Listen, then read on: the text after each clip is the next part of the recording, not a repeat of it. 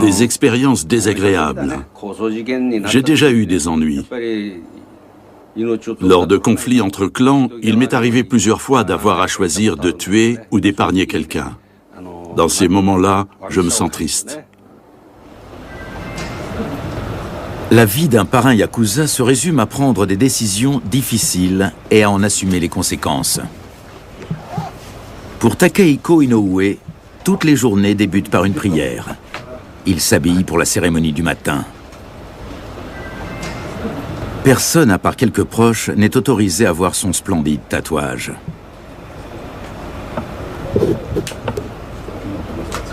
Cette forme d'art sert de signe de reconnaissance aux membres des yakuza. Ils sont plus de 80 000, répartis en 22 organisations différentes et forment la plus puissante pègre du monde.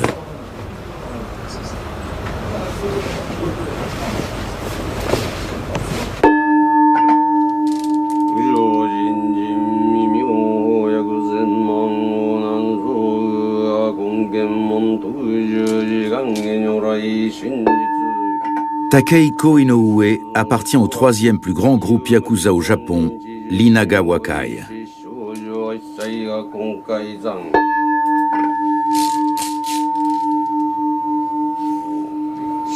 Depuis plus de 60 ans, ces 16 000 membres dirigent une grande partie du crime organisé au Japon. Un monde fait de contradictions, de contrastes et de dangers.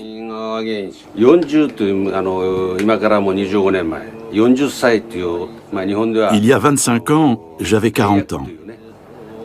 Au Japon, on considère que l'âge de 40 ans porte malheur et on pratique un exorcisme. Je me suis donc rendu au sanctuaire afin de conjurer le mauvais sort. Tout a commencé ainsi. Lorsque je suis devenu moine, j'étais déjà yakuza. Mais un peu plus tard, j'ai demandé l'avis d'un homme que je respecte beaucoup pour savoir si je devais quitter le monde des yakuza afin de me consacrer à la religion. Il m'a conseillé de rester yakuza. Autrefois, des chefs guerriers qui vivaient à l'époque des guerres civiles, comme Shingen Takeda par exemple, pouvaient obtenir le statut de moine bouddhiste. Beaucoup d'entre eux devenaient moines et poursuivaient ainsi leur vie. Cet homme m'a donc dit qu'il m'était possible de vivre à la fois dans le monde des yakuza et dans celui des moines.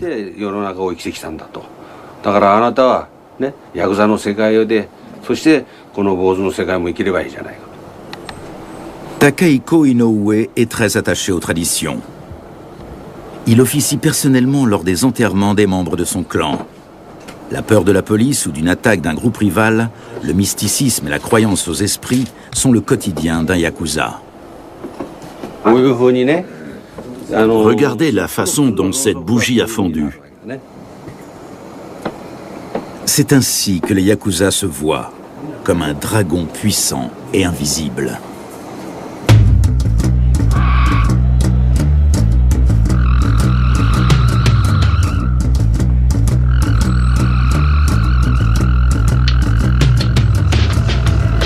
Kabukicho est comme une île au milieu de la trépidante capitale japonaise. En fait, c'est le quartier le plus chaud de Tokyo et aussi le plus malfamé. On peut tout y trouver, même ce qui n'a aucune existence légale dans le pays, comme la prostitution, la drogue et le jeu. Deux mondes totalement différents se côtoient ici. Celui des citoyens ordinaires et celui de la pègre.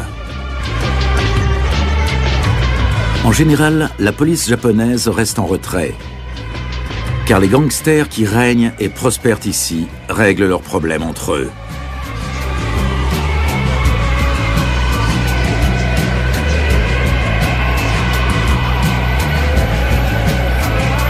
C'est dans cet empire du vice que de nombreux Japonais viennent réaliser leurs rêves et leurs fantasmes. Les jeunes hommes qui se prostituent ressemblent à des personnages de manga, et les femmes à des écolières. Même si la prostitution est officiellement interdite au Japon, il y a toujours un homme en costume noir qui veille à ce que le client obtienne satisfaction. Les Japonais ne viennent pas volontiers dans ce quartier louche, à moins bien sûr d'être clients.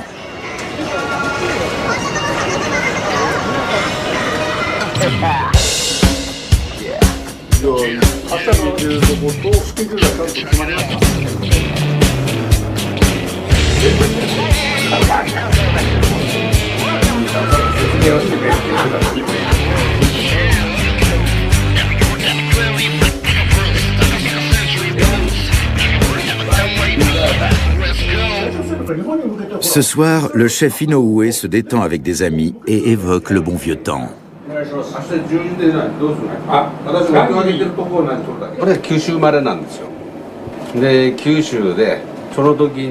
Je suis né sur l'île de Kyushu. Mon frère aîné était employé à Yokohama comme docker. J'avais 17 ans lorsque je suis parti le rejoindre pour faire le même travail. C'était en 1964. Un jour, un petit chef m'a agressé verbalement en me disant sur un ton hautain « Arrête de lambiner ». Je me suis énervé et on a commencé à se battre. Je l'ai frappé trop fort au niveau du cou et je lui ai fêlé une vertèbre. Il a été emmené en ambulance. De jeunes yakuza nous ont emmenés dans un bureau, mon frère et moi. On nous a dit que l'homme que j'avais blessé était entre la vie et la mort et que par conséquent je devais payer ses frais d'hospitalisation. Ils m'ont demandé la somme exorbitante de 4 millions de yens.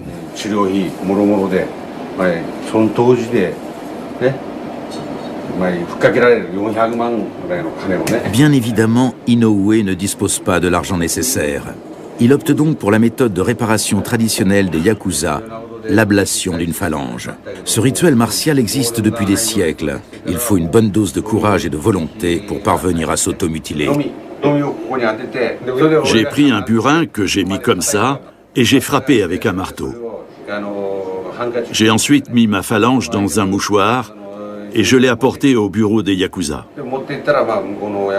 Le chef m'a dit « Toi, tu es capable d'aller jusque-là sans être Yakuza ? Dans ce cas, on te pardonne. » Genzo Mizuhara est un collègue gangster et un bon ami.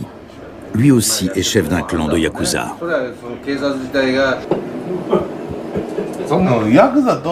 J'ai l'impression que vous confondez Yakuza et Mafia. Moi, ce que je réponds, c'est qu'il y a deux sortes de Yakuza. Les Yakuza des Occidentaux et ceux des Japonais ne sont pas les mêmes. Tous les Yakuza ne sont pas identiques. Ce sont deux visions différentes. Il y a deux types de Yakuza.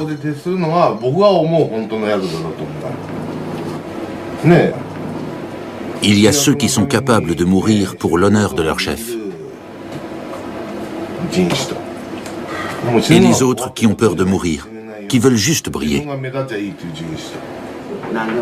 Les hommes d'affaires qui évoluent dans l'entourage d'un puissant chef Yakuza se sentent parfaitement en sécurité. Takehiko Inoue affirme mener la vie d'un véritable Yakuza. Pour asseoir son pouvoir, il n'a reculé devant aucune forme de violence.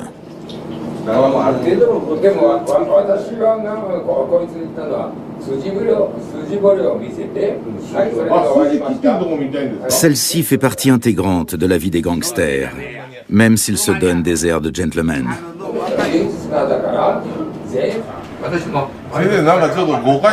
Vous vous trompez sur notre compte. On se bat souvent, mais jamais sans raison.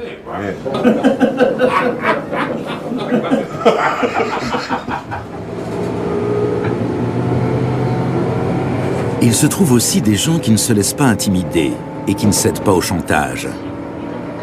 À 74 ans, Teruo Miyamoto est toujours très en colère contre les Yakuza.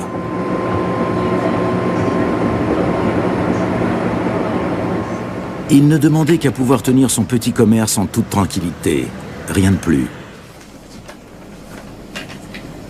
Lorsqu'il a ouvert un premier restaurant dans le sud de Tokyo, il a très vite rencontré des problèmes avec les clans Yakuza du quartier.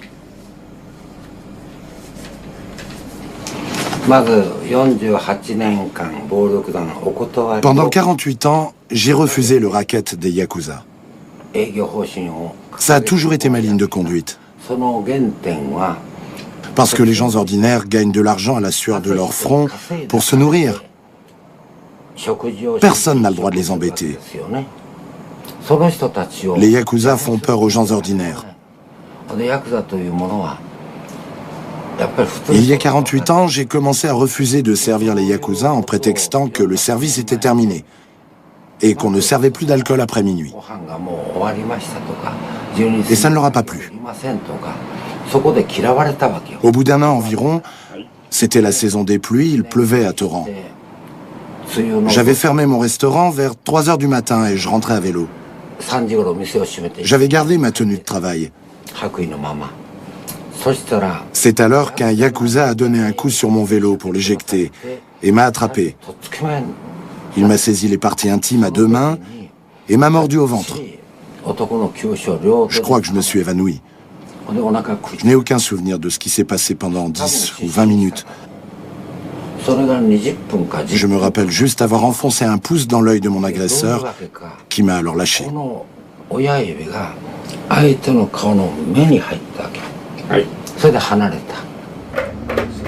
Teruo Miyamoto a dû négocier pour pouvoir protéger son bien. En aucun cas, il ne voulait partager avec les Yakuza l'argent si durement gagné.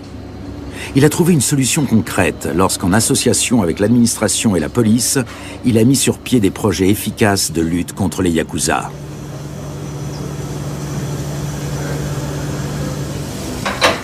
Il est l'un des premiers à s'opposer courageusement à la pègre. Durant des années, il va subir d'innombrables menaces et brutalités qui ont pour but de l'intimider. Il décide alors d'ouvrir un nouveau restaurant dans un autre endroit, mais les ennuis persistent.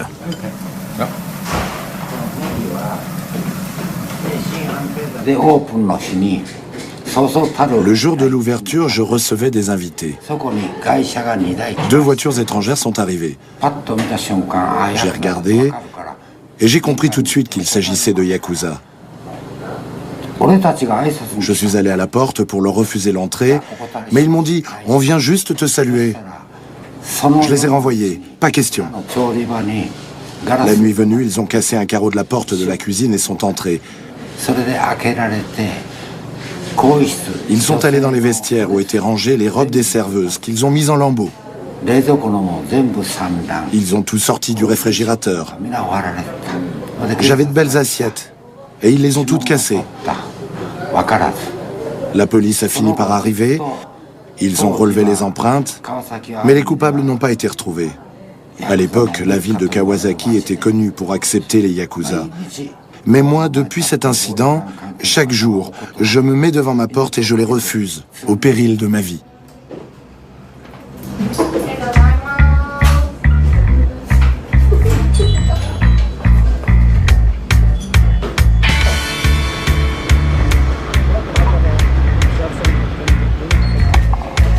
À Kitakyushu, dans le sud du Japon, le chef de clan Yakuza Kenichi Uetaka aime faire ses achats importants en personne.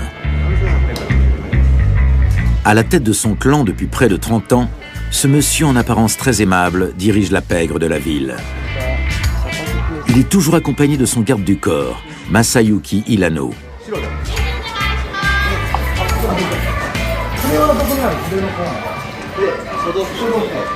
Une cérémonie importante se prépare. Le chef Uetaka a besoin de différentes fournitures comme du papier de qualité et de bons pinceaux. Les chefs Yakuza apprécient aussi l'art de la calligraphie.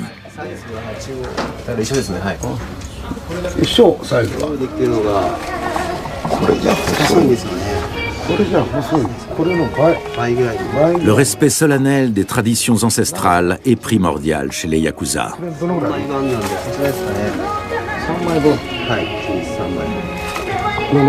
Derrière le flegme et le détachement affiché se cachent en fait des années de lutte pour régner en maître sur la ville. Aujourd'hui, aucun membre de son clan ne lui dispute son statut de leader. Mais même pour un chef Yakuza expérimenté comme Kenichi Uetaka, les temps sont durs. Bien qu'il soit un criminel notoire, Kenichi Uetaka ne plaisante pas avec l'étiquette. Costume sur mesure, voiture de luxe et bien sûr, emploi de l'argot Yakuza. Lorsque les gros bonnets de la pègre japonaise se déplacent, ils aiment afficher leur statut. Ils sont fiers de leur succès.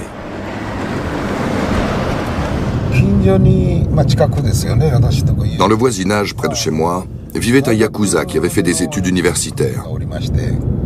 C'était un intellectuel. Je l'admirais. Au Japon, la ville de Kitakyushu a toujours eu mauvaise réputation. Toute la ville est malfamée. Elle est même devenue célèbre pour ça. C'est donc pour ça que je suis entré dans ce milieu.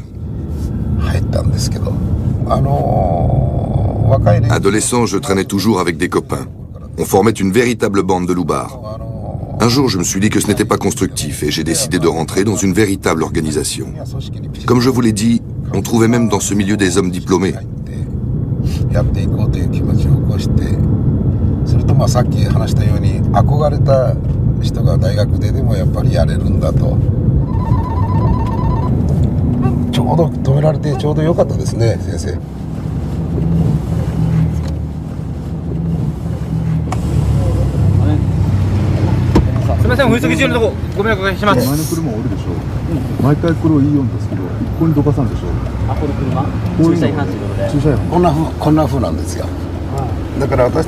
Voilà, c'est comme ça. Quand ils voient notre voiture, les policiers nous arrêtent, alors qu'ils n'arrêteraient pas d'autres voitures. C'est de la discrimination. Ils nous arrêtent pour nous demander notre permis de conduire ou pour savoir où on va. Ils font leur travail, donc nous jouons le jeu. Mais c'est totalement inutile.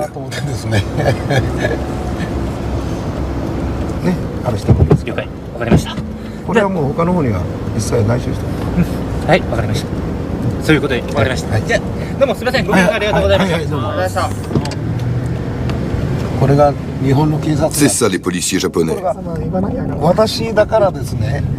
Comme ils savent qui je suis, ils se montrent courtois.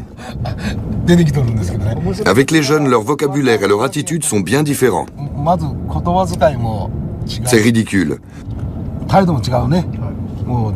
Ils se comportent exactement comme des Yakuza.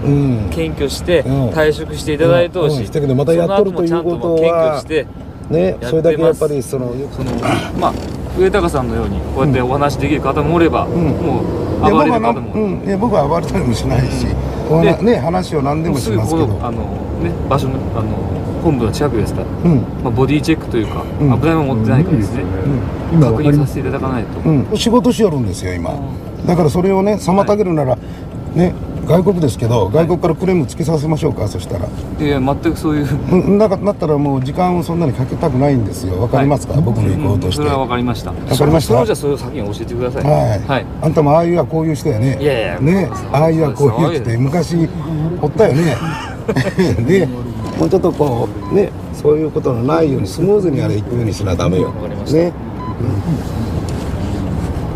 そしたらじゃあまた今度ご協力を。協力は何ぼでもします。あなたたちに合わせた協力をします、私は。わかりました。ね。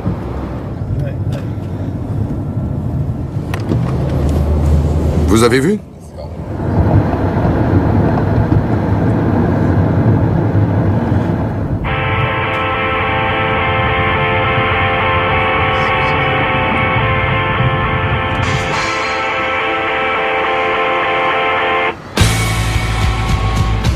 À première vue, Kita-Kyūshū a tout d'un sympathique port provincial.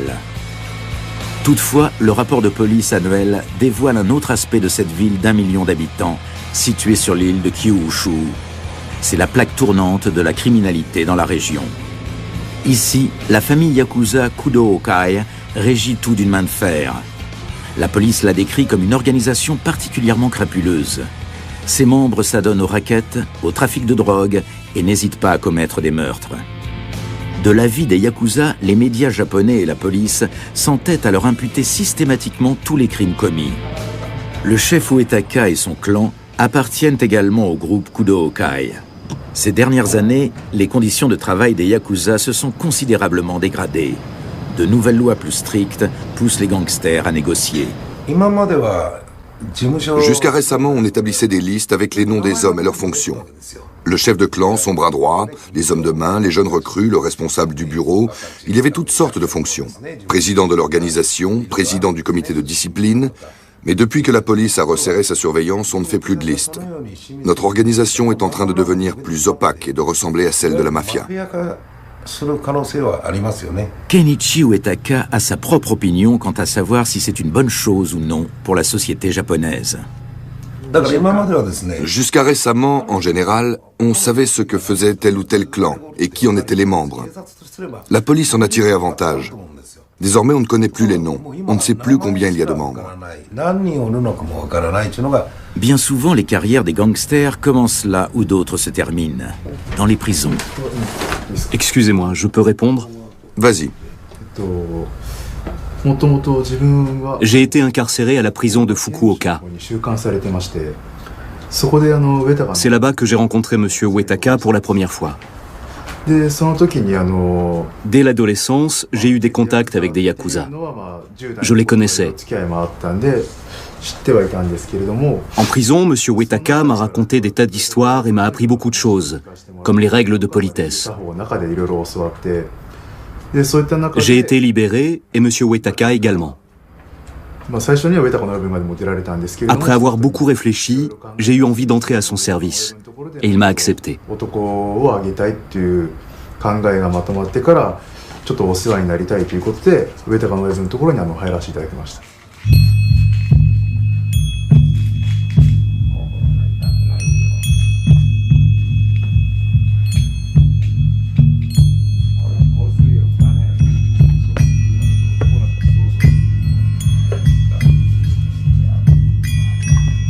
Pour un nouveau membre, le clan Yakuza est comme une seconde famille. Le chef de clan est l'Oyabun, le patriarche. Ses subalternes, les Ikobun, sont ses fils. Mais les Oyabun sont peu nombreux à se comporter comme des pères envers leurs Kobun. À ce titre, le chef Uetaka fait figure d'exception. Il se charge d'enseigner à Masayuki Ilano tout ce que lui-même maîtrise à la perfection. Comme par exemple l'art du pliage pour la réalisation de papillons de papier. Il symbolise l'union intime de deux personnes pour le restant de leur jour. C'est un très ancien symbole Shinto, très peu utilisé de nos jours, sauf chez les Yakuza. La cérémonie de fraternisation se tient dans un endroit tenu secret. Pour Masayuki Ilano, c'est une épreuve décisive. Dans quelques heures, il tiendra le rôle de maître de cérémonie lors de cette célébration traditionnelle. Au cours de ce rituel, chaque mouvement doit être effectué avec la plus grande précision. Chaque geste revêt une signification. Le jeune frère de Kenichi Uetaka est convié en tant que témoin. Sans perdre patience, l'Oyabun explique une nouvelle fois à son fils qu'il faut à tout prix essayer de tendre vers le geste parfait. Et cela concerne même les détails les plus insignifiants. Le sel symbolise l'eau dans sa forme la plus pure. Il a pour fonction de purifier la pièce. Le divin saké, l'alcool de riz, sert d'offrande.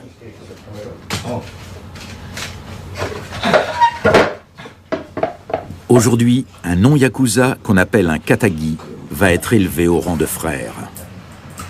Tetsu Tanimura s'y est préparé, mais cela ne l'empêche pas d'être un peu nerveux.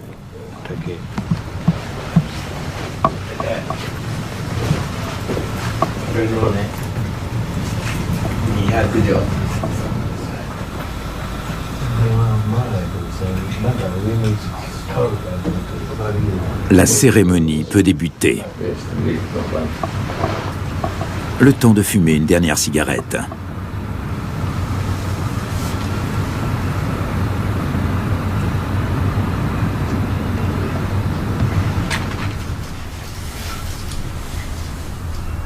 Tadaima yori, Gobu Kyōdai Sakazukiを執り行わさせていただきます。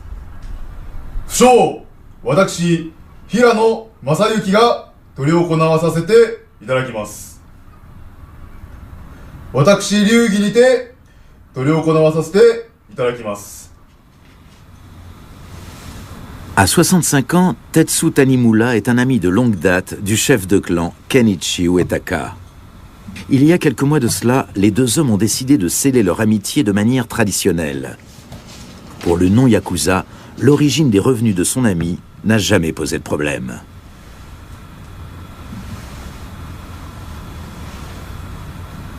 Kokoro sadamarimashitara, mikuchi han ni te ikkini nomi hoshi, futokoro o fukaku o osame kudasai. Douzo. Les deux hommes s'unissent avec les dieux. Ils boivent le vin de l'offrande. Désormais unis par des liens fraternels, ils vont devoir conserver cette coupe jusqu'à leur mort. Si leur amitié venait à rompre, il faudrait alors détruire les coupes.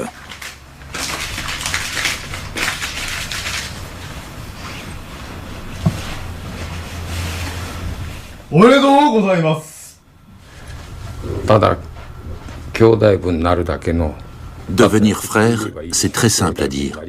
Nous devenons frères. Mais là, nous avons bu les coupes de la fraternité selon les règles, la tradition, à la manière des samouraïs. Cette cérémonie lie nos cœurs. Nous sommes maintenant vraiment des frères.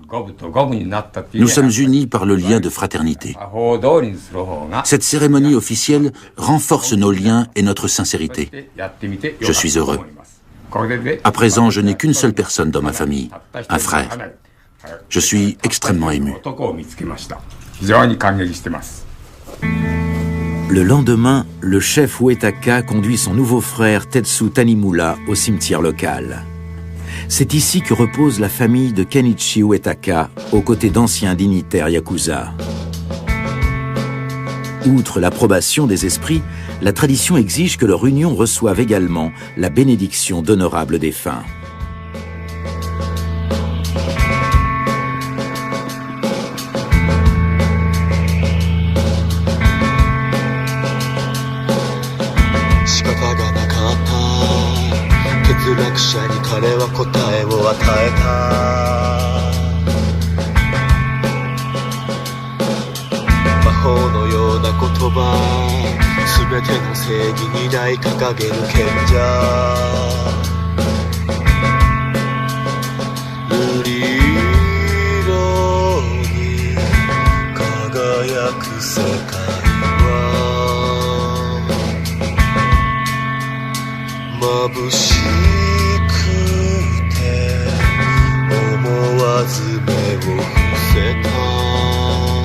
Thank you.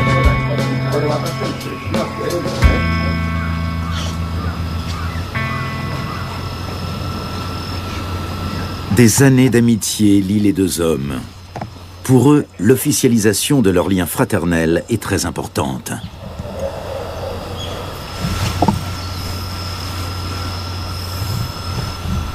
Mizoshita Hideo Ontai. 俺たちは昨日、上坂健一と兄弟になりました。で、俺の上坂の兄弟は都政の道を守っていきます。俺は片木の道を守っていきます。五分と五分。この報告に俺は御体のところに来ました。Tetsu Tanimura est désormais sous la protection des Yakuza.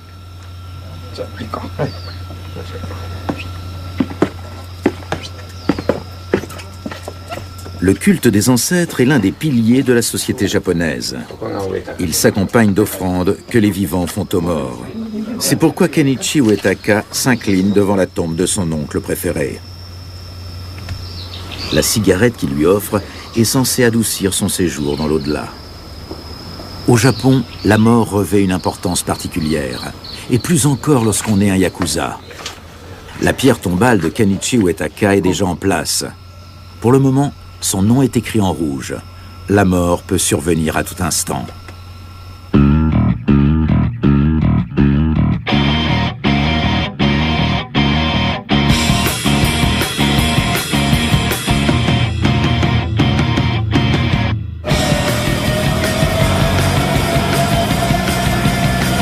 De jour, l'arrondissement de Shinjuku est sûr et animé.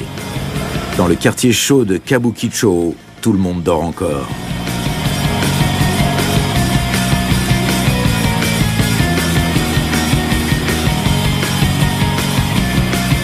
Le marché du sexe ne démarre qu'à la nuit tombée.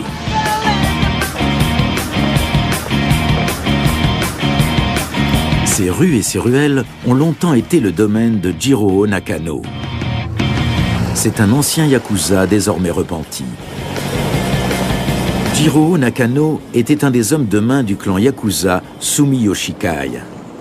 Après 18 années passées en prison, il rencontre sa femme et devient père.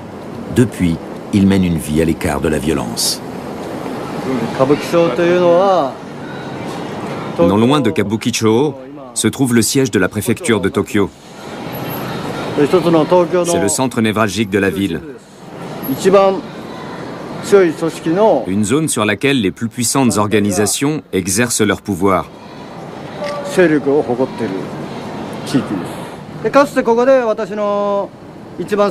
À cet endroit, mon premier chef, Yoshiharu Kimura, a été assassiné. Ensuite, un des membres de notre clan a été tué par la mafia chinoise. Nous nous sommes battus. Les Yakuza de Kabukicho ont affronté la mafia chinoise. Plusieurs fois, on m'a menacé avec un fusil chargé de chevrotines ou avec un couteau. J'ai vécu ce genre d'agression. J'ai aussi été kidnappé.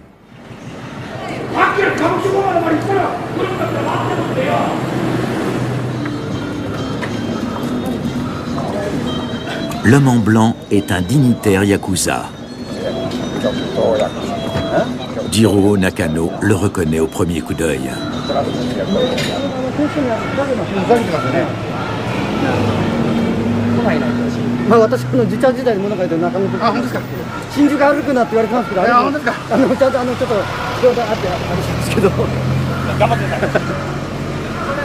Les Yakuza n'aiment pas se laisser dicter leur conduite par de simples fonctionnaires, et encore moins lorsqu'il s'agit du stationnement de leur voiture.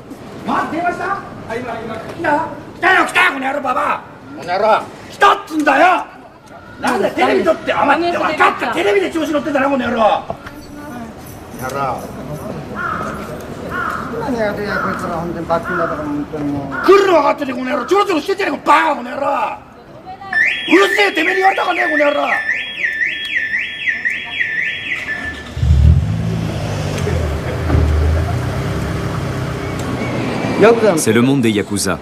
Le plus fort gagne. La police japonaise sait néanmoins comment s'y prendre pour intimider les gangsters.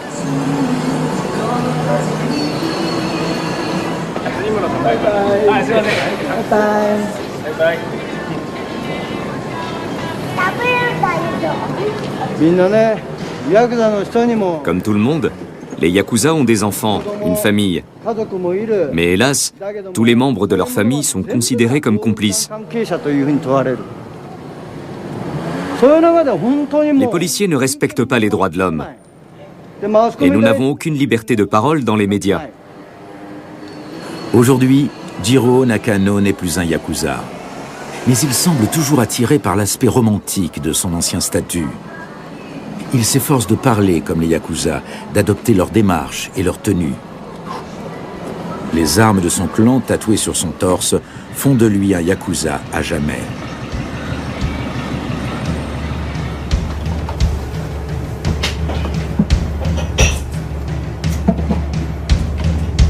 Genzo Mizuhara est un chef de clan de la nouvelle génération.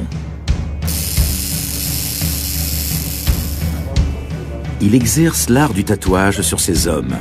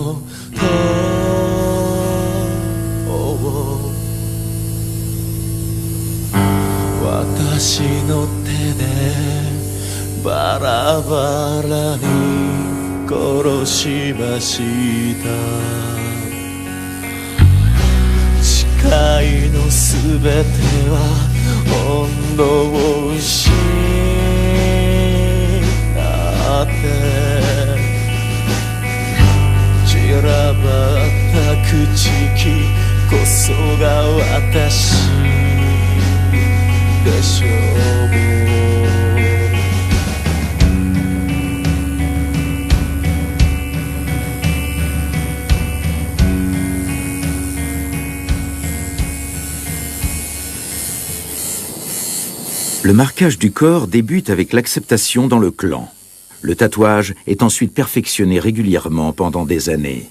Plus il est étendu et imposant, plus son porteur paraîtra fortuné et courageux aux yeux de ses collègues gangsters.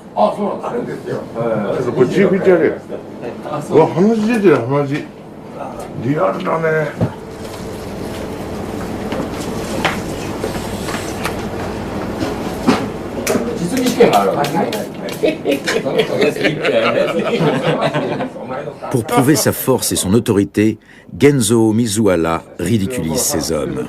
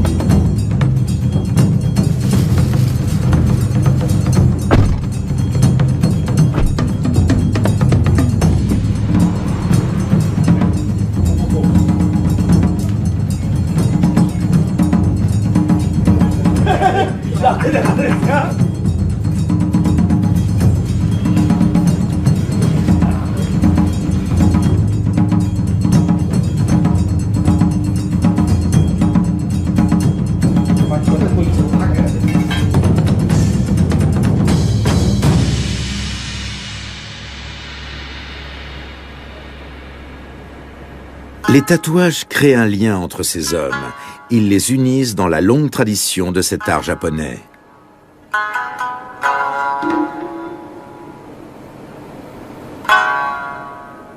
Et ceux qui les portent en sont fiers.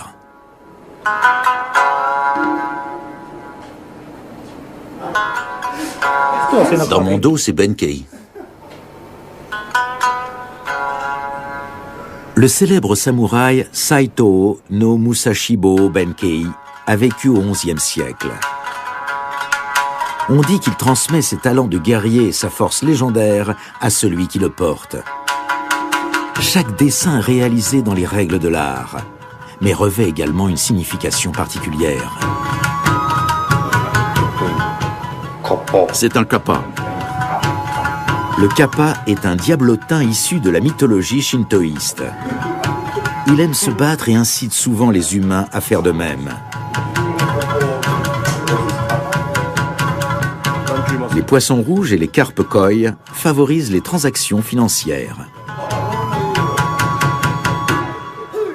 Pour rire, on a mis des crottes de poissons rouges.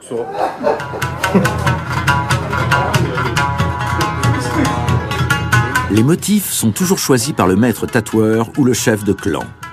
Ils doivent correspondre à la personnalité de celui qui les porte.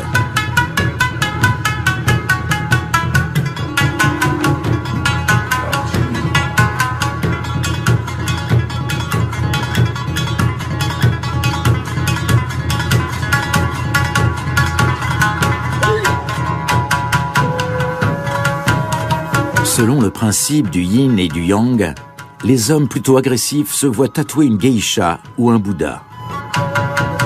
A l'inverse, on attribue généralement aux esprits plus placides un monstre sanguinaire.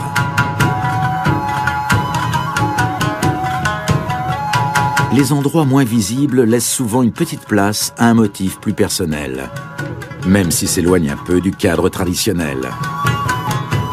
On comprend mieux d'où le chef Mizuhara, alias Mickey Mouse, tire son sobriquet.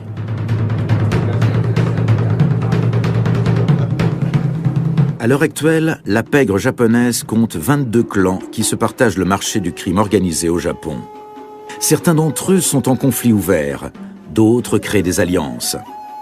Mais il est toujours question de pouvoir, de respect et bien évidemment d'argent, de beaucoup d'argent.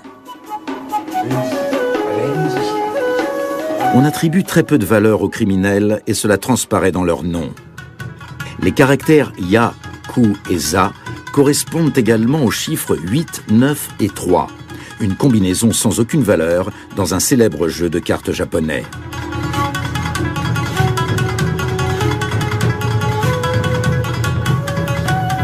Depuis des siècles, les yakuza accueillent les marginaux et les laissés-pour-compte de la société japonaise.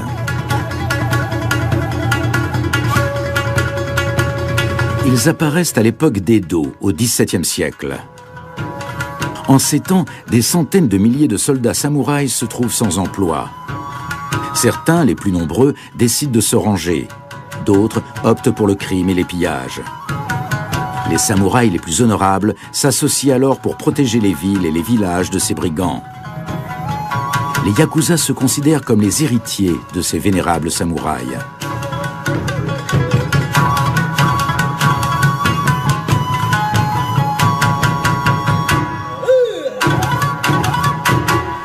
C'est l'heure du thé chez le parrain. Depuis près de 20 ans, les Uetaka forment un couple uni. Michiko est la première dame. La vie d'une femme de chef yakuza n'est pas toujours facile.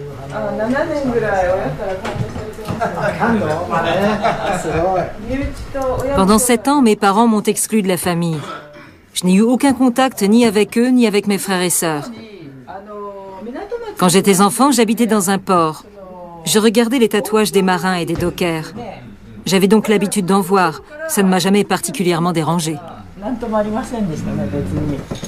Michiko tient plus que tout à son amour.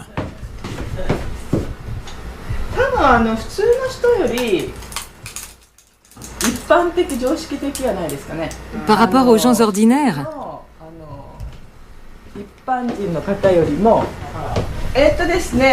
je pense que mon mari est plus raisonnable que les gens ordinaires. Quand j'étais petite, j'ai été élevée par une nourrice et son mari. Ce n'étaient pas mes vrais grands-parents, mais j'étais souvent chez eux. Lorsque mon véritable grand-père est décédé, mes parents m'ont appris la nouvelle. À cette occasion, j'ai demandé à rentrer chez nous. On m'en a donné l'autorisation et je suis rentrée.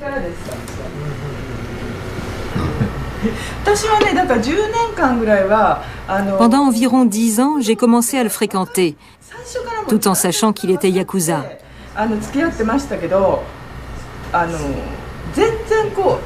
Mais il ne correspondait absolument pas à l'image qu'on a des Yakuza. Devant moi, il n'a même jamais haussé le ton.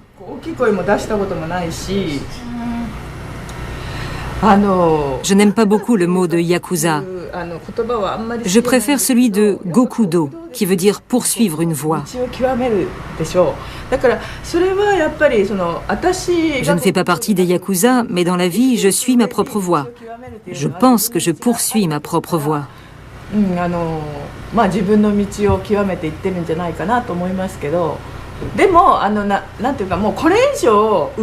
Mais comment dire? Il ne peut pas monter plus haut. Il a tout accompli. À mon avis, ce qui lui importe maintenant est la façon de finir sa carrière. Comment se retirer? Il a plus de 60 ans.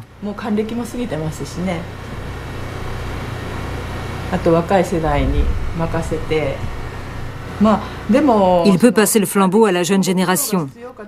Je ne sais pas si la société a besoin de Gokudo, mais en ce qui concerne mon mari, je pense qu'il est vraiment utile à la société. Les vieux chefs Yakuza peuvent se retirer, la relève est assurée.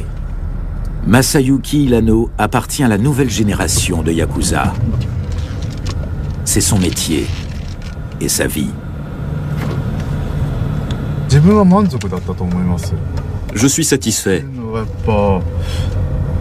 Je travaille pour un homme que j'admire. Déjà enfant, je savais qui étaient les Yakuza. Là, je suis tout le temps avec lui et j'apprends énormément. Cela me permet de progresser. J'ai la chance de vivre des choses qu'on ne connaît pas en menant une existence ordinaire. Par exemple, j'apprends les règles de bienséance. Un salarié normal ne sait faire qu'une seule chose. Moi, je dois tout connaître parfaitement. Je peux énormément progresser en tant qu'homme, et j'en suis heureux. Maintenant que je suis entré dans ce monde, je souhaite arriver au sommet. Les ambitions du jeune homme ne laissent pas beaucoup de place à une éventuelle vie privée. J'essaie de me libérer de mes obligations pour voir ma copine. Dès le début, je l'ai prévenu que je n'aurais pas beaucoup de temps à lui consacrer. Je lui ai imposé cette condition. Je me pose des questions. Nous devons nous conformer aux ordres de nos supérieurs. Quand je songe à fonder une famille, je me dis que je risque de la rendre malheureuse. La vie de famille et la vie de gangster sont deux univers difficiles à concilier. Shoko Tendo a grandi dans le monde des Yakuza. Mon père dirigeait un clan de Yakuza. Les membres de ce clan me respectaient beaucoup, mais à partir de l'école primaire, les élèves m'ont maltraitée. J'étais exclue, étant fille de Yakuza. Je n'avais donc pas d'amis. J'étais toujours seule.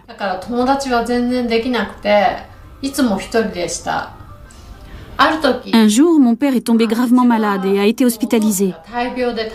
Son état de santé l'a conduit à cesser ses activités de Yakuza et à dissoudre son clan. Un jour, un homme est venu réclamer l'argent qu'il avait prêté à mon père. C'était un ancien Yakuza. J'ai appris plus tard qu'il était toxicomane. Quand je l'ai su, c'était trop tard. Ensemble, on prenait de la cocaïne et on faisait l'amour. On passait notre temps à ça, consommer de la cocaïne et faire l'amour. On allait d'un love hotel à l'autre. Quand quelque chose lui déplaisait, il me frappait.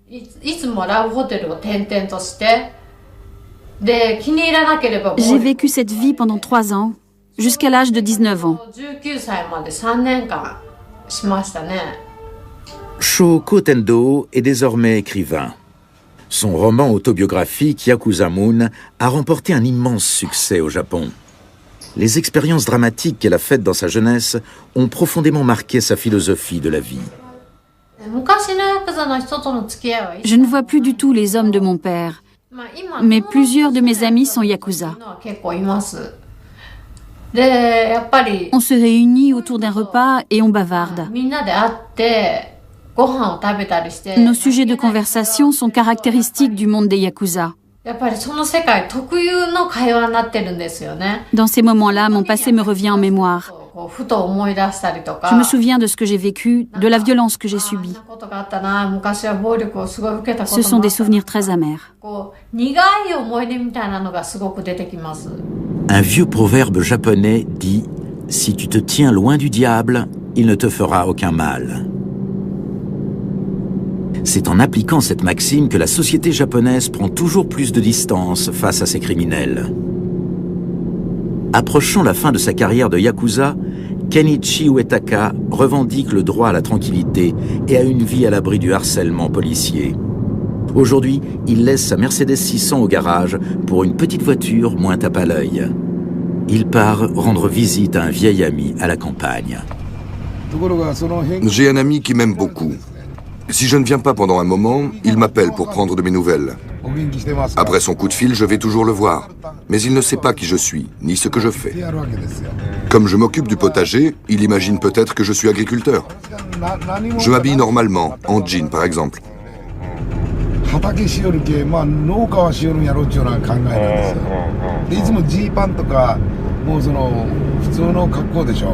ne parle que du potager. Nos conversations sont banales. Il me parle de l'Amérique aussi, mais la plupart du temps, on parle du potager. Et je porte toujours un chapeau, il ne m'a jamais vu sans. Si j'arrivais comme ça, il serait étonné. Il risquerait de ne plus m'appeler. Pour le moment, on est très copains.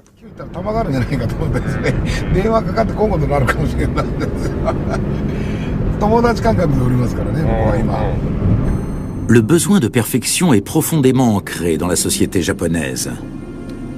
Tout ce qui s'éloigne de la norme est perçu comme une humiliation pour la collectivité et indirectement pour chaque individu. La solution au problème paraît bien simple. Il suffit de nier l'existence de ce qui dénote, à savoir les yakuza. Les Japonais ont une façon très particulière de résoudre leurs problèmes. On les cache, on n'en parle pas.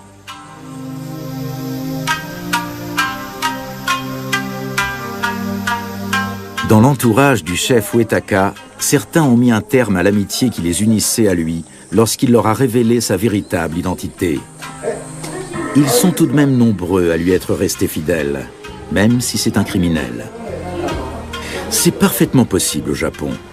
On peut cumuler les rituels séculaires et les obligations d'un bon père de famille et une vie de chef de clan faite de violence et de mort.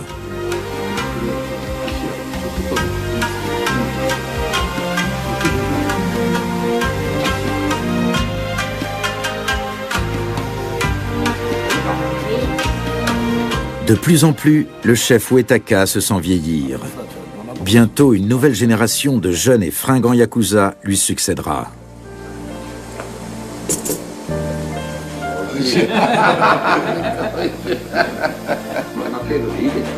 L'ami restaurateur sert aujourd'hui les gangsters.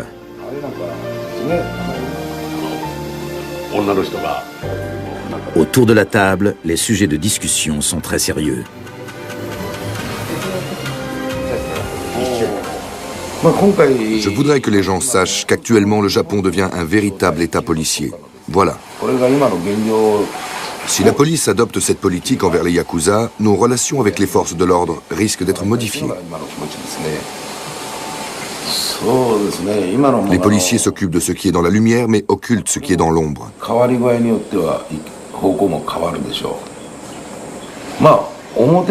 qu'il n'y a pas d'incident, ils n'interviennent pas.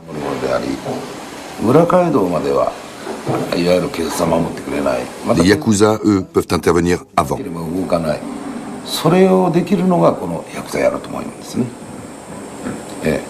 Kenichi Uetaka veut transmettre les valeurs de l'ancienne école à son kobun, Masayuki Ilano. Il fait partie de ma famille. Même si nous n'avons pas de lien de sang, je le considère comme mon fils. Il va trouver un métier dans notre milieu. J'espère que ce sera une activité stable et sérieuse qui lui permettra de faire une belle carrière.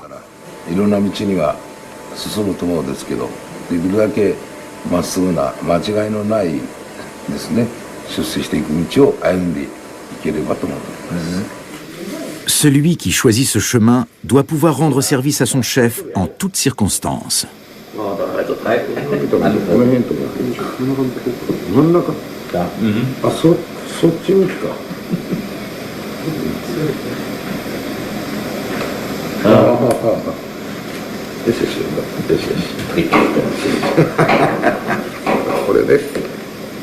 Un yakuza de haut rang comme Kenichi Uetaka sait apprécier les bons côtés de l'existence. Un bon repas en fait évidemment partie.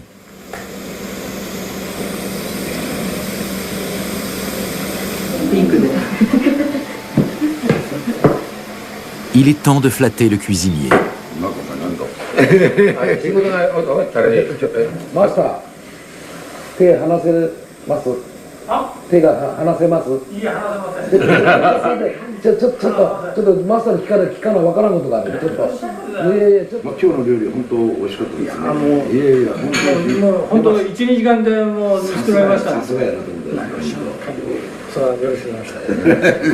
Le restaurateur a l'air détendu et heureux, comme à l'habitude. Il est trop tôt pour savoir si ce n'est qu'une apparence. Les yakuza sont familiers de ce genre de situation. Les amitiés vont et viennent.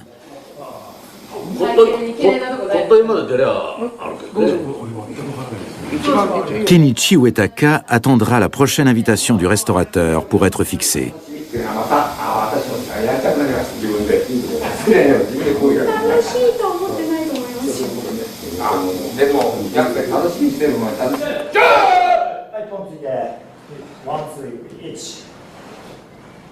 Le karaté et la tradition yakuza, deux spécificités purement japonaises, rigoureuses et dangereuses.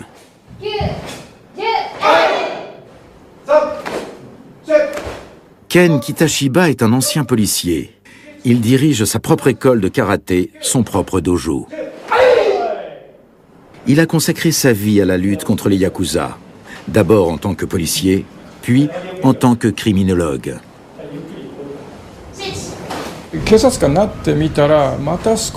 Une fois devenu policier, j'ai changé de point de vue.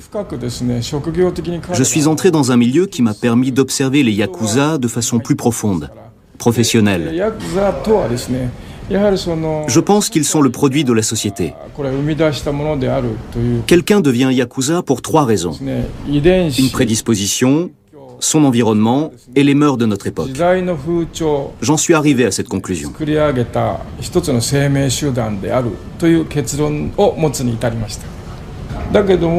D'un point de vue historique, la population japonaise a toujours eu la même attitude de rejet à l'égard des yakuza, tout en admirant leur esprit viril.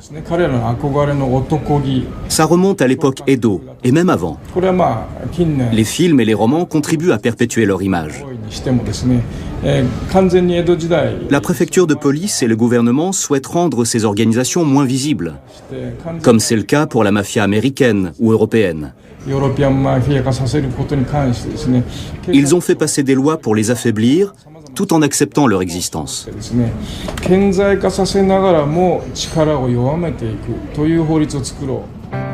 Pendant des siècles, on tolère les activités des gangsters du coin. On fait affaire avec eux et on leur confie des tâches ingrates, comme le ramassage des ordures, les travaux de surveillance ou les prêts d'argent. Lorsqu'on se rend compte que le côté obscur de la société s'étend au monde politique, des lois plus strictes apparaissent.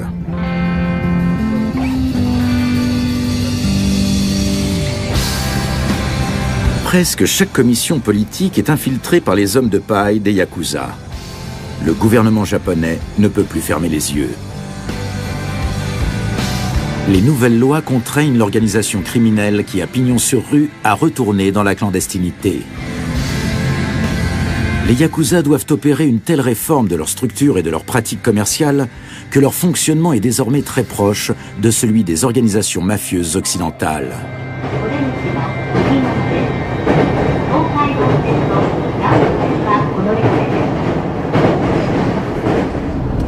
En plein cœur d'Osaka, la métropole de 3 millions d'habitants, se trouve le quartier général de l'Azumagumi. Cette famille yakuza passe pour la plus violente du Japon. Ce centre névralgique est surveillé 24 heures sur 24 par les gangsters. Les principaux leaders de l'organisation communiquent très volontiers sur leurs méthodes et leurs tactiques. Cela leur permet d'apparaître sous leur meilleur jour.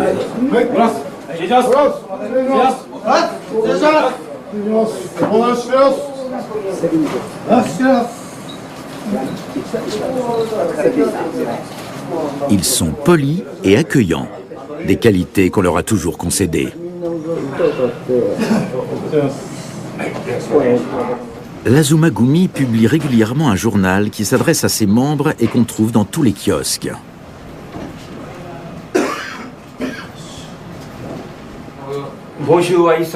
Nous ne leur donnons aucun salaire.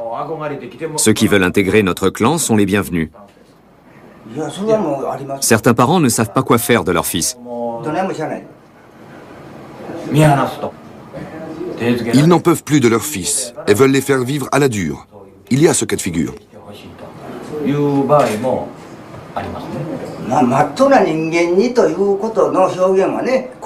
auraient voulu qu'ils deviennent des hommes sans histoire. Mais il n'est pas évident de définir ce que ça signifie.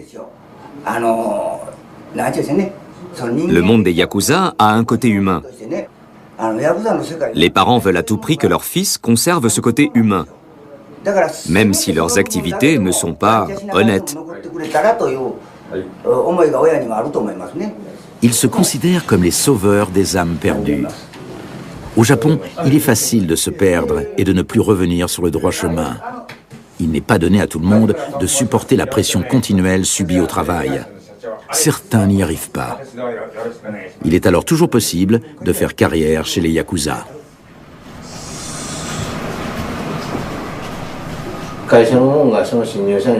Dans une entreprise, lorsqu'un nouvel employé arrive, chaque salarié attend de lui des choses différentes. Mais dans notre clan, on n'attend rien de particulier d'une nouvelle recrue. Chaque personne a des capacités différentes, que ce soit dans le domaine économique, sur le plan physique ou intellectuel. Chacun contribue différemment au bon fonctionnement du clan.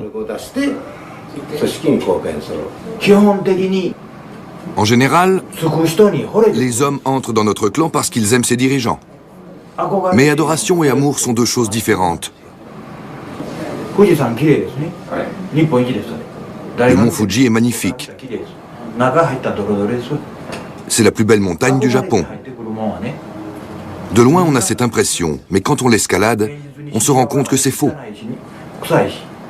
Tous ceux qui ont de l'adoration pour le monde des Yakuza échouent parce qu'en réalité, c'est un milieu sale, qui sent mauvais.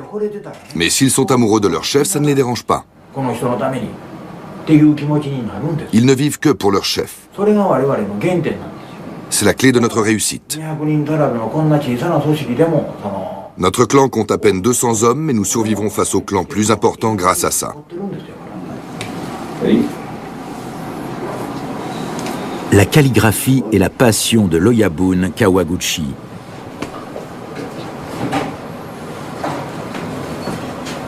Il a découvert cet art lors de l'un de ses nombreux séjours en prison. Pour bien diriger la plume, la main ne doit pas trembler et il faut avoir les idées claires. Ce sont ces mêmes qualités que l'on attend d'un bon chef Yakuza.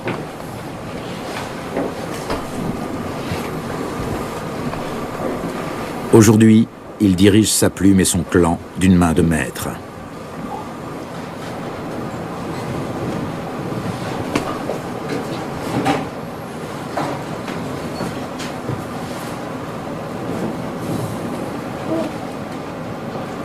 L'élément principal de son tatouage laisse augurer de sa force et de sa pondération. Il s'agit de la méduse, tirée de la mythologie grecque qui, selon la tradition, dispose des caractéristiques opposées à celles de son porteur. Furieuse, méchante et impulsive.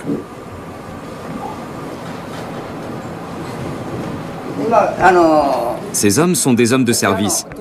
Ils sont venus en renfort.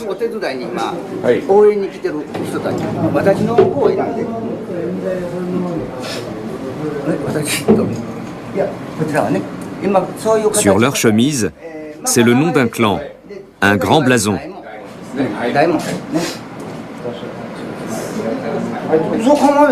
Ce ne sont que des vêtements, c'est tout. Mais maintenant, afficher même un nom et un blason, c'est interdit. La hiérarchie militaire dans les clans Yakuza est très semblable à l'organisation stricte des samouraïs.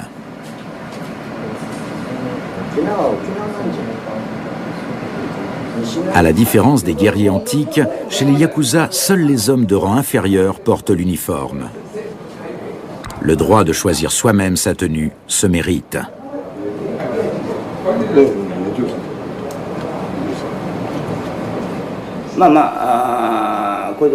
Les caméras de surveillance nous permettent de repérer immédiatement l'arrivée de la police ou de visiteurs.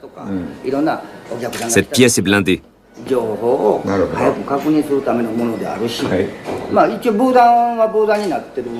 Avant, cet endroit était destiné à la détente, mais ce n'est plus le cas.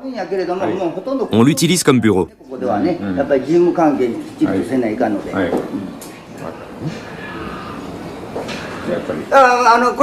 Ce jeu est là pour assurer une bonne entente générale. Ici, nous pouvons jouer ensemble. Les hommages aux anciens héros sont des éléments de décoration incontournables chez les criminels japonais, comme l'étalage de richesse et le luxe dans le bureau de l'Oyabun.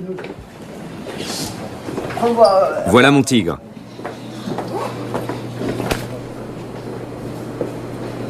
Une preuve de puissance plus qu'explicite.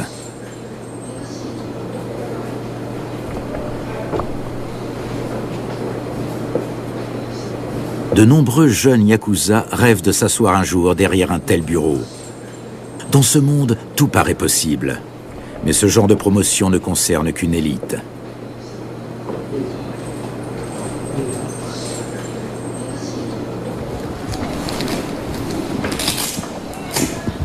Bien que ces hommes en marge soient considérés comme la lie de la société, ils affichent leur puissance avec les symboles de la réussite sociale.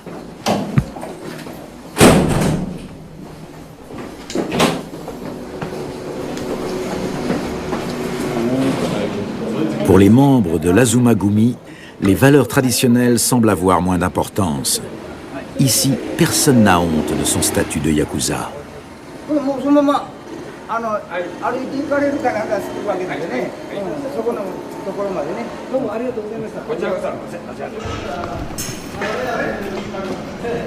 Ces hommes se sentent en sécurité. Ils sont dans leur ville et dans leur monde. Et selon eux, il n'y a pas de raison que ça change.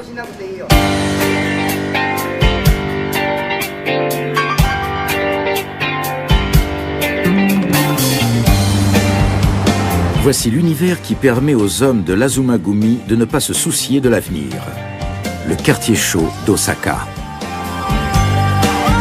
Ici, la moindre transaction est menée et contrôlée par les Yakuza. L'industrie du sexe, de la pornographie et de la prostitution génère des milliards.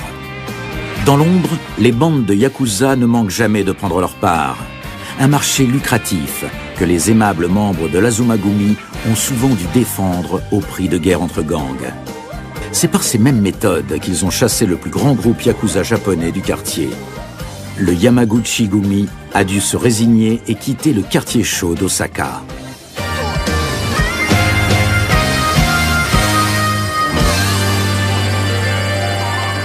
Ils forment la plus grande et la plus célèbre des familles Yakuza.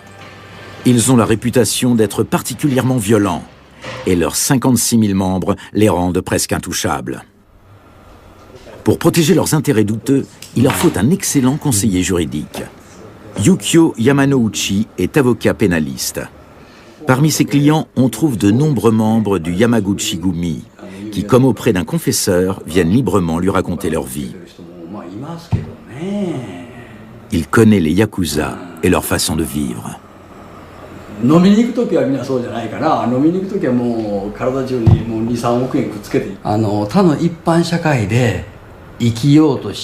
Si je résume la situation, les hommes qui choisissent de vivre dans le monde des Yakuza ne peuvent pas s'entendre avec les gens ordinaires.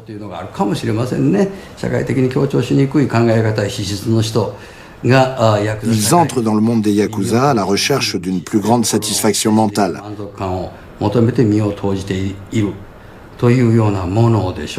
Les Yakuza travaillent dans la restauration, les bars l'industrie du sexe, la construction immobilière ou la vente de terrain.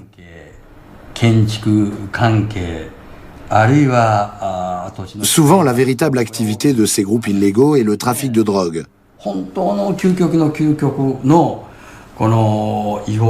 Mais au Japon, les Yakuza ne veulent plus ça. Ils ne veulent plus faire de trafic de drogue.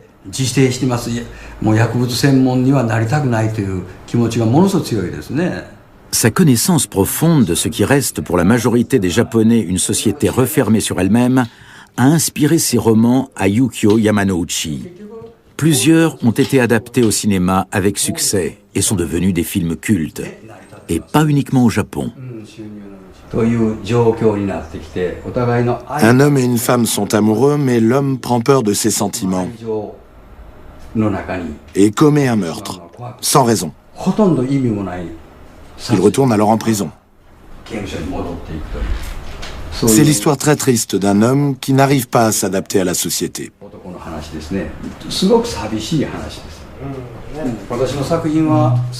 Mes histoires se terminent toujours mal. Il n'y a jamais de happy end.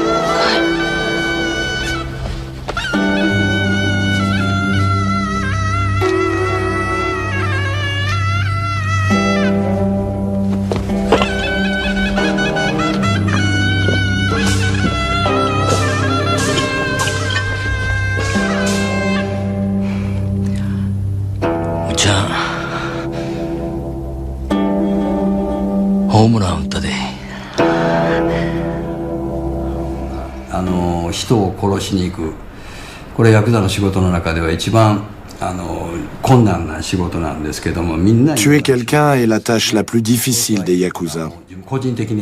Personne n'a envie de le faire. Ils doivent tuer des gens alors qu'ils n'ont envers eux ni rancœur ni haine. Alors pourquoi agissent-ils ainsi ? Ils n'arrivent pas à vivre dans la société et ne parviennent pas non plus à s'enrichir dans le milieu des Yakuza. Il ne leur reste que leur fierté. Ils veulent montrer aux autres qu'ils sont des hommes, capables de commettre un tel acte. Pour exister, par fierté, ils gâchent leur vie et ils se sacrifient.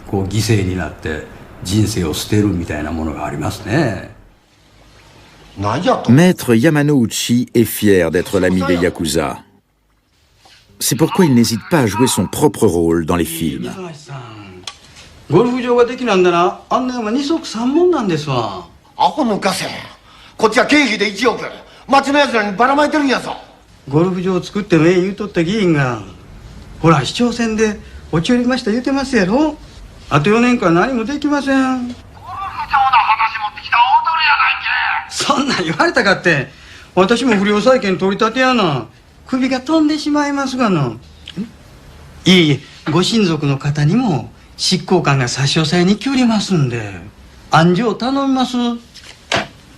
Même si les films restent purement fictionnels, ils sont parfois terriblement proches de la réalité.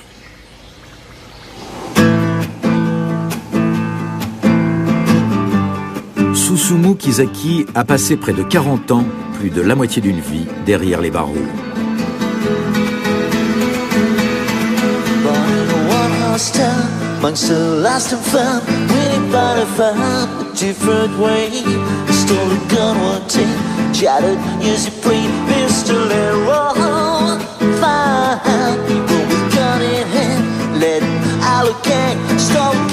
go wider ways. Live beside the law, rebels without a cause, kings of the wild. 犬と寝起きしてるような状態です。手元の女も関東、女も何にも。Je dors avec mon chien, pas avec une femme. 寝起きは犬だけです。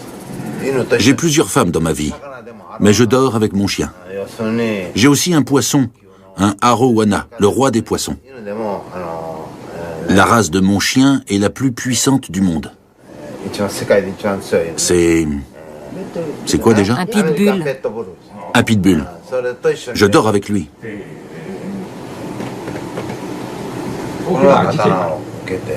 Là, j'ai reçu un coup de sabre. Ici aussi, j'ai une grande cicatrice. Et là aussi. Et sur un pied. J'ai tiré au pistolet, j'ai ramassé un pistolet et j'ai tiré. La victime a reçu 2 balles. J'ai été accusé de tentative de meurtre.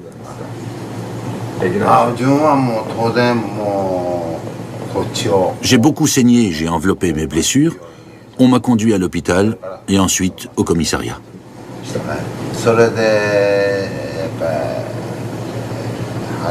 J'en ai pris pour 8 ans. Ils ont cumulé plusieurs peines. Meurtre, tentative de meurtre, port d'armes, ils ont tout groupé.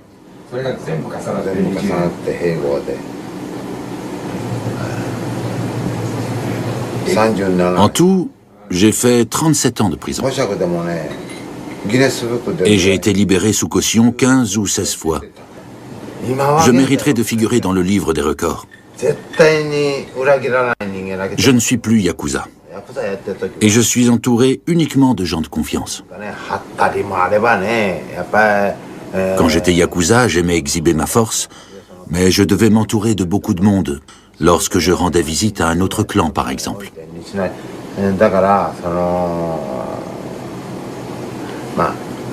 J'acceptais donc n'importe qui, même des jeunes sans expérience. Ils m'ont tous trahi, mais malgré tout, je garde de l'affection pour eux.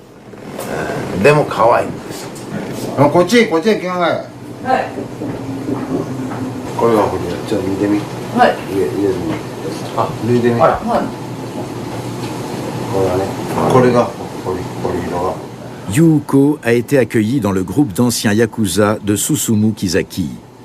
Elle est boxeuse amateur, mais aussi garde du corps du chef Kizaki. La nuit précédente, elle a fait fuir 5 hommes avec ses poings. Maintenant, les boxeuses sont plus nombreuses. Moi, j'ai commencé il y a 7 ou 8 ans. C'est un sport difficile.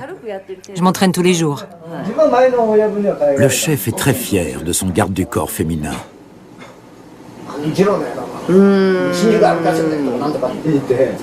C'est une femme Yakuza. Mais elle se comporte comme un homme. Mes hommes m'ont tous volé et trahi. Et ils n'étaient pas ponctuels. Je suis assez strict par rapport à ça. Par exemple, aujourd'hui, j'avais dit à Yuko d'arriver à 11h. Et elle a eu 10 minutes de retard. Personne sous ma protection n'a jamais osé avoir du retard. Et si quelqu'un de supérieur à moi vient de Tokyo pour me voir, j'essaie d'arriver avant l'heure du rendez-vous. C'est ce que je t'ai appris, mais tu es quand même arrivé en retard sans t'en inquiéter. Tu m'as trahi. Est-ce que je t'ai mal éduqué? Réponds-moi. Non, ce n'est pas ça. C'est ma faute, mon manque de rigueur. Ce manque de rigueur me déçoit, mais j'accepte quand même ce genre de personnes. Ils sont nombreux à être comme ça. Mais s'ils me trompent ou me trahissent, eh bien, je réagis. Le bureau de Susumu Kizaki est plein de souvenirs de l'ancien temps. Il ne renie pas son passé. Son ami Takumi est également un ancien Yakuza, comme le montre son corps tout aussi splendidement tatoué. Quant à la signification de leur symbole, il est incollable.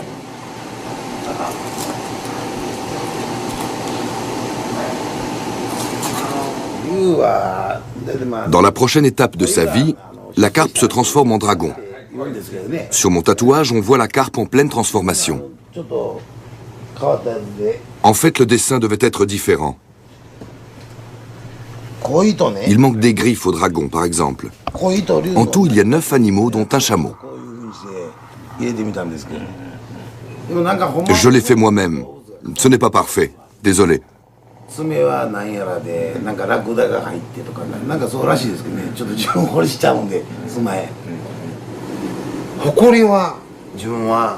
Dans mon cœur, je garde fièrement l'esprit des Yakuza, même si je ne fais plus partie d'un clan. Mais on ne me considère quand même pas comme un citoyen ordinaire.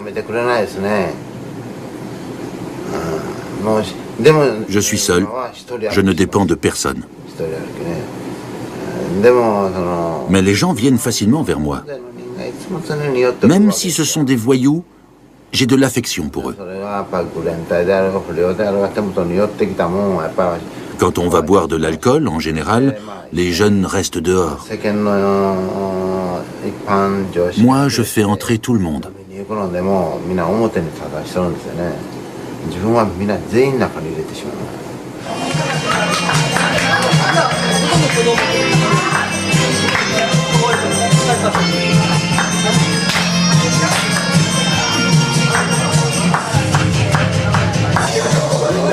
Les soirées de Susumu Kizaki sont toujours très semblables à celles d'un chef prospère de clan Yakuza. Sa nouvelle vie est encore dictée par le code de conduite des Yakuza. Pourtant, même les geishas qui ne dansent que pour lui ne parviennent pas à lui faire oublier sa solitude.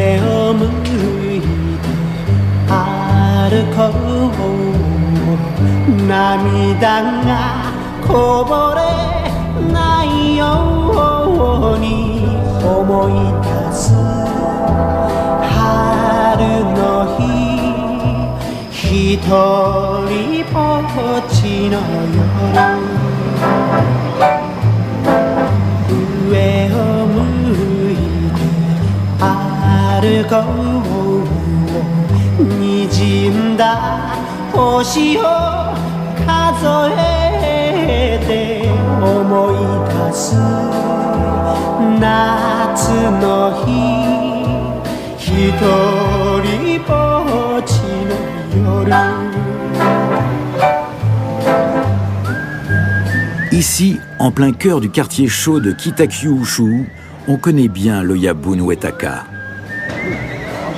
Bien que son identité ne soit un secret pour personne, ou peut-être justement pour cette raison, on est toujours prêt à rendre service aux vieux parrains sympathiques.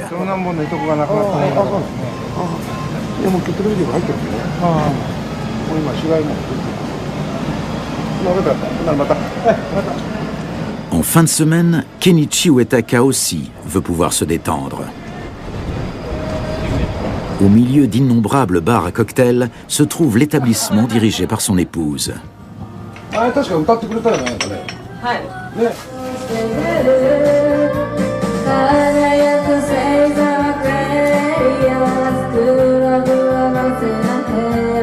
Les hôtesses savent ce qu'on attend d'elles. Une bonne ambiance et des verres pleins. Tels sont les ingrédients nécessaires à une parfaite soirée pour un Oyabun et sa famille.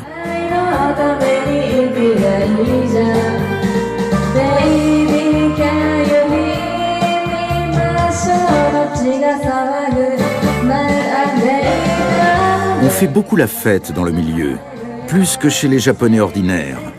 Peut-être parce qu'on ne sait jamais de quoi le lendemain sera fait. Madame Uetaka aussi se prend au jeu du karaoké.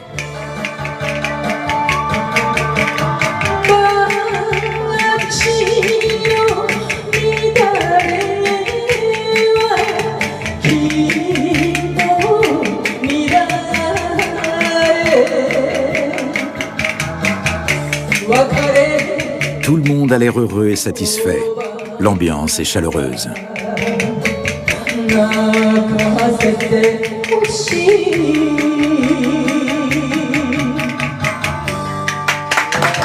Les anciennes générations de Yakuza bénéficient toujours du respect de nombreux Japonais. Ils aspirent effectivement à aider la population, comme le prouvent les dons humanitaires faits par de nombreux clans aux victimes de la catastrophe de Fukushima.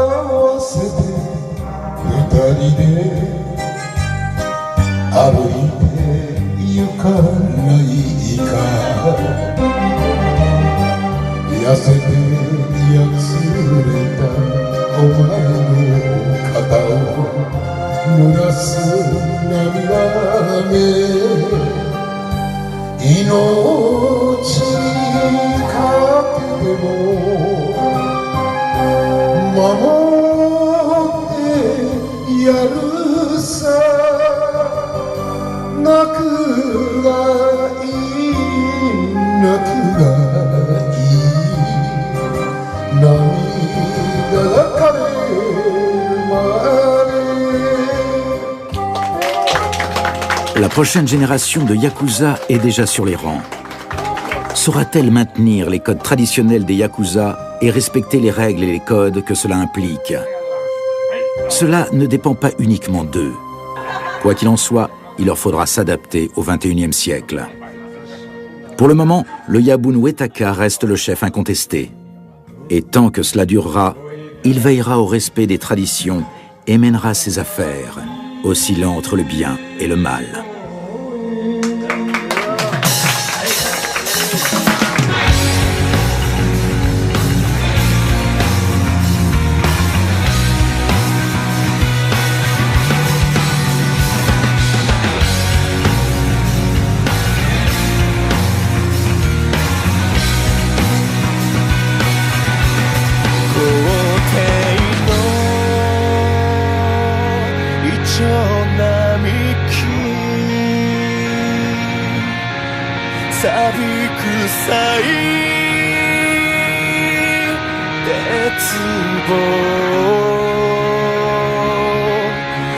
苦手だった